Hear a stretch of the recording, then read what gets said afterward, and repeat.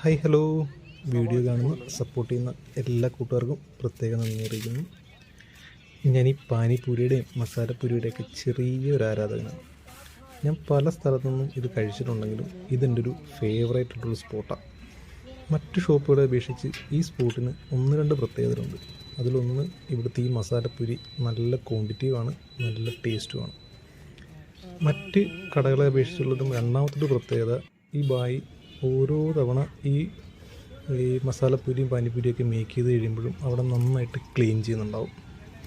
മൂന്നാമത്തെ പ്രത്യേകത, ഞാൻ ഇതിനു മുമ്പ് കഴിച്ച പല സ്ഥലത്തും ഇതിൻ്റെ റേറ്റ് വരുന്നത് 40 രൂപയാണ്. ചില സ്ഥലത്തൊക്കെ 50 രൂപയും കഴിച്ചിട്ടുണ്ട്. പക്ഷേ ഇവിടെ ഇതിൻ്റെ റേറ്റ് വരുന്നത് 35 രൂപയാണ്. അപ്പോൾ എൻ്റെ രണ്ടാമത്തെ ഐറ്റമായിട്ടുള്ള പാനിപ്പൂരി പുള്ളി സെറ്റ് ചെയ്യാൻ തുടങ്ങിയിട്ടുണ്ട്. നല്ല തിരക്കുള്ള സമയത്ത് ഈ ബായിയുടെ പാനിപ്പൂരി മേക്കിംഗ് കാണാൻ തന്നെ നല്ല രസമുള്ളൊരു പരിപാടിയാണ്. ഒരു 4-5 പ്ലേറ്റ് നിരത്തി വെച്ച് പട്ടപടയെന്ന് പുള്ളി അത് മേക്ക് ചെയ്യുന്നത് കണ്ടുകൊണ്ടിരിക്കാനായിട്ട് നല്ല രസമുള്ളൊരു പരിപാടിയാണ്. പാനിപ്പൂരി ഇപ്പം മലയാളികളും വയ്ക്കാൻ തുടങ്ങിയിട്ടുണ്ട്. നമ്മൾ ഉത്സവപ്പറമ്പുകളിലും ചില ബീച്ചുകളിലൊക്കെ ചെല്ലാൻ നേരത്ത് മലയാളികൾ പാനിപ്പൂരി വയ്ക്കുന്നതാണ്. പക്ഷേ അവിടെ നിന്ന് നമ്മൾ കഴിക്കുന്ന പാനിപ്പൂരിക്ക് ഒരു കറക്റ്റ് ഒരു പാനിപ്പൂരിയുടെ ടേസ്റ്റ് കിട്ടണമെന്നില്ല. കാരണം ഇതൊരു നോർത്ത് ഇന്ത്യൻ ഐറ്റം ആയതുകൊണ്ട് തന്നെ നോർത്ത് ഇന്ത്യക്കാർ മേക്ക് ചെയ്യുമ്പോൾ കിട്ടുന്ന ഒരു പെർഫെക്ഷൻ ഒരിക്കലും മലയാളികൾ മേക്ക് ചെയ്യുന്ന പാനിപ്പൂരിക്ക് കിട്ടണമെന്നില്ല. അതുകൊണ്ട് തന്നെ പാനിപ്പൂരി അതിൻ്റെ ഒരു കറക്റ്റ് ടേസ്റ്റിൽ നമുക്ക് എക്സ്പീരിയൻസ് ചെയ്യണമെന്നുണ്ടെങ്കിൽ ഇതുപോലെ ഏതെങ്കിലും ഒരു നോർത്ത് ഇന്ത്യക്കാർ നടത്തുന്ന ഏതെങ്കിലും ഒരു ഷോപ്പിൽ കയറിയാൽ മാത്രമേ അത് നമുക്ക് കറക്റ്റായിട്ട് അതിൻ്റെ ഒരു ടേസ്റ്റിൽ കഴിക്കാനായിട്ട് പറ്റത്തുള്ളൂ.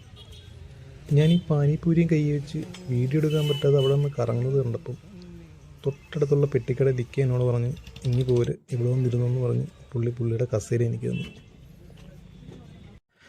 ഞാൻ അവിടെ ഇരുന്ന് ഇത് ഓരോന്ന് ഇങ്ങനെ കഴിച്ചുകൊണ്ടിരുന്നപ്പം ഐക്ക എന്നോട് ചോദിച്ചു, നന്നായിട്ട് വിയർക്കുന്നുണ്ടല്ലോ, കുടിക്കാൻ എന്തെങ്കിലും എടുക്കട്ടെ എന്ന്.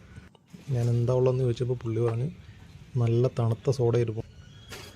ദാഹിക്കാൻ നേരത്ത് സ്പ്രൈറ്റ്, മിറിണ്ട പോലുള്ള കുപ്പികളിൽ വരുന്ന പലതരം വെള്ളങ്ങളെ നമ്മൾ ആശ്രയിക്കാറുണ്ടെങ്കിലും നല്ല ചൂട് സമയത്ത് നന്നായിട്ട് ദാഹിച്ചിരിക്കാൻ നേരത്ത് ഈ ഉപ്പിട്ടൊരു സോഡ നാരങ്ങ കുടിക്കുമ്പോൾ കിട്ടുന്നൊരു സംതൃപ്തി അത് വേറെ ഒന്നിനും തരാൻ കഴിയത്തില്ല.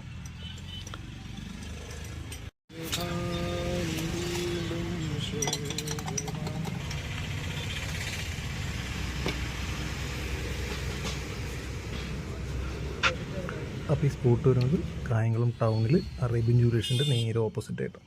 അപ്പോൾ ശരി.